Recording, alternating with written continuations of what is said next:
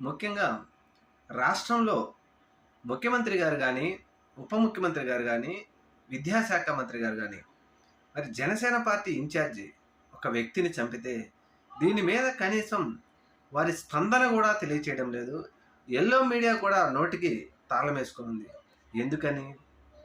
ఇదంతా మన పార్టీ వాళ్ళే కాబట్టి మనం నోరు మూసుకొని ఉండాలా?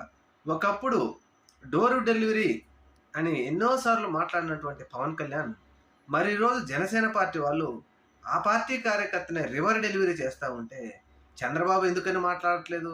నోటికి ఎందుకు తాళం వేసుకున్నారు? మరి లోకేష్ గారు ఎందుకు నోటికి తాళం వేసుకున్నారు? పవన్ కళ్యాణ్ గారు అసలు ఎక్కడ దాక్కున్నారో అని ఇప్పుడు నెటిజన్లు విపరీతంగా విమర్శిస్తున్నారు. యెల్లో మీడియా అయితే అసలు మేమేమి చూడలేదు, మాకేమీ కనపడలేదు, ఈ రాష్ట్రంలో ఏమీ జరగలేదు అనే విధంగా నోరు తెరవకుండా ఉన్నదంటే, అసల నిజంగా ఇంతకంటే దుర్మార్గమైన పరిస్థితి ఇంకొకటి ఉంటుందా?